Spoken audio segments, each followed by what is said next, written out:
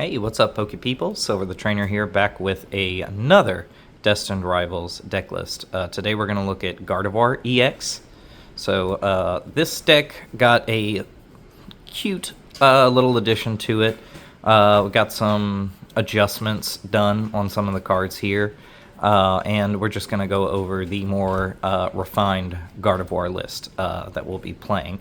We're going to start off with a 3-3 line of Gardevour Curlia Ralts. You can tick this down to a 2-3-3 line with just playing two Gardevour EX. I like having the 3, but it's definitely like an extra slot that can be swapped out if there's something else that you really want to put into the deck. We're playing 3 Monkey Dory because if any of you have watched games played with Gardevour EX, you can see how valuable Monkey Dory can be in its ability to move damage counters off of your Pokemon and onto your opponents. Most of the strength of the Gardevour deck, in my opinion, comes from its ability to use Monkey Dory so effectively. So we definitely want to be playing a lot of it. An ideal scenario of a board state would be for you to have a Gardevour EX in play and have 2 Monkey Dories with Dark Energy, and you can power up attackers and move 30-60 damage and abuse those damage counters onto your opponent's Pokemon every turn. It's okay, buddy. Sorry, everybody. One of my doggos is very upset because it's raining today, and he is not having a good time. All right, moving on. We have one of the new Destined Rivals cards. So we have Team Rocket's Mimikyu here. So Gemstone Mimicry lets you choose one of your active Terra Pokemon's attacks and use it as this attack. So this card is super sweet. It has free retreat, and being able to copy Dragapult's Phantom Dive, being able to copy Charizard's not Burning Darkness, Abyssal Flame. I always get the ability and the attack mixed up, but Charizard's attack, EX's attack, being able to copy your Pikachu's Topaz Bolt, things like that. This card is very, very cool. I do hate that it only has 60 HP. It'd be way cooler if it had 70. I think that was very intentional for them to put this at 60 HP. But we do have big charms in the deck, so we can put that on there to augment its low HP to protect it from those Phantom Dive knockouts. Oh, buddy, hold on, dude. Okay. All right. He's halfway in my lap right now. All right. We're also going to have our standard Gardevour attackers. We have Drifloon and we have Screamtail. Pretty standard. Your big hitting single prize attackers. We have 1 copy of Lily's Clefairy EX to help deal psychic damage ×2 to Dragon-type Pokemon.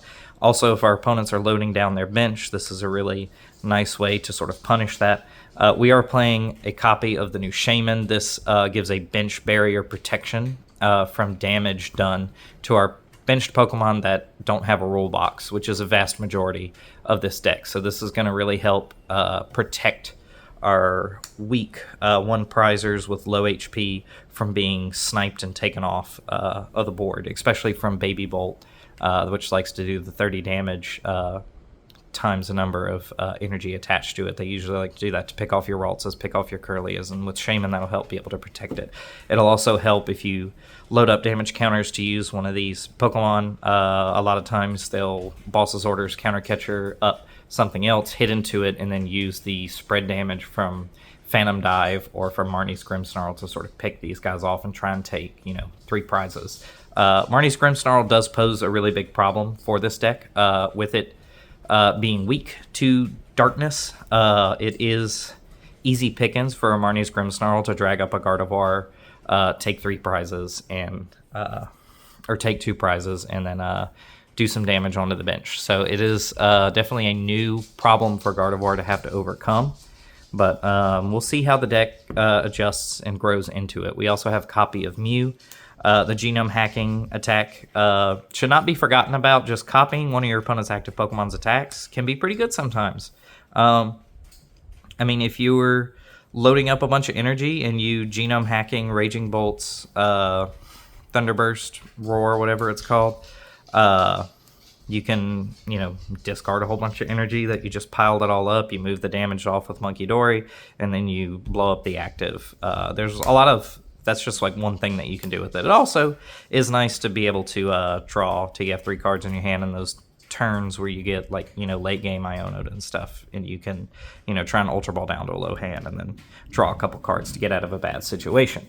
Now, we're playing 3 Darkness Energy, and then we're playing 7 Psychic Energy. Need a lot of energy, need to get it in the discard pile. We're playing 2 Artisan, nothing fancy. There's a lot of stadium cards that you can play in Gardevour, but Artisan is just for the max consistency of getting our Altsas down, getting our Monkey Dories into play, getting one of these 3 basic attackers, or even the Shaman down, because Buddy Buddy Puffin can't get Shaman, so we want to be able to, and it can't get Screamtail either, or Monkey Dory, so we want to be able to make sure that we have access to our single prize utility Pokemon or single prize attackers, and these can essentially be viewed as counter stadiums, so that our opponents aren't getting the benefit from their stadiums, and they're seen as ball search cards that aren't item cards, so that you can still get your Pokemon out under a Badoo lock. So, moving on to supporter lines, we have 4 Arven, 4 Iono, 2 Professor's Research, and 1 Boss's Orders. Pretty simple layout. The Professor's Research, sometimes you just want to dump your hand and draw a bunch of cards. We play a lot of recovery cards. We want energy in the discard pile. So it's pretty advantageous. Some turns you just want to dump that hand and draw a fresh 7 cards.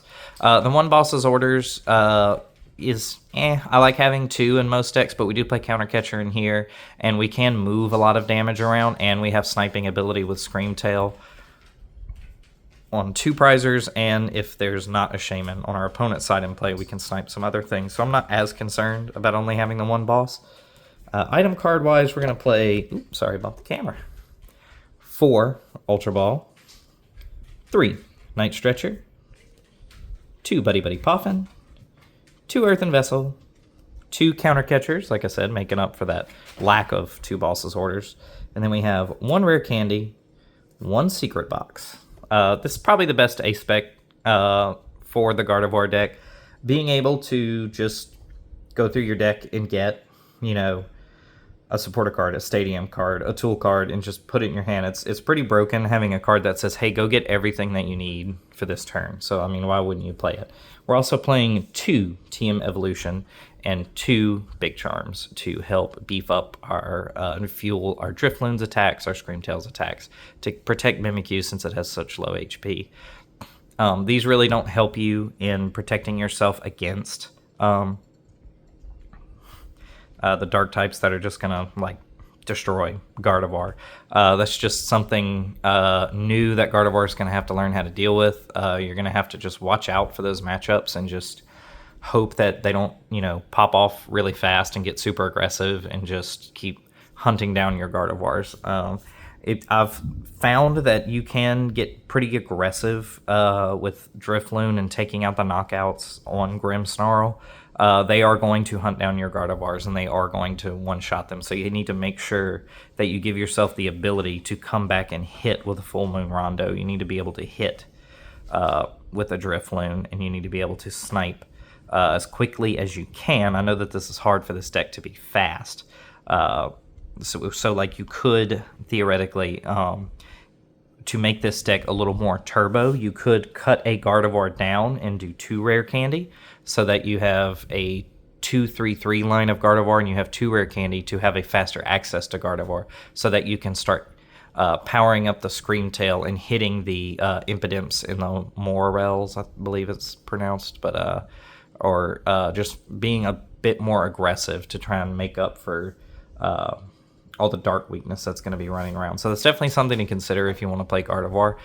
There's going to be a lot of darkness Pokemon in our newest format, and there's going to be a lot of people looking to take Gardevour down. It always performs well at regional events, at tournaments.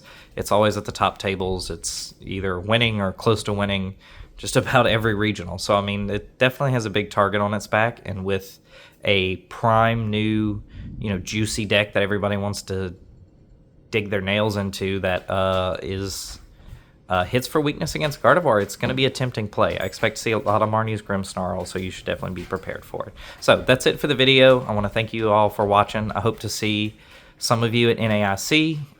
If you recognize my voice or see me, come say hey, and I'll see you all there.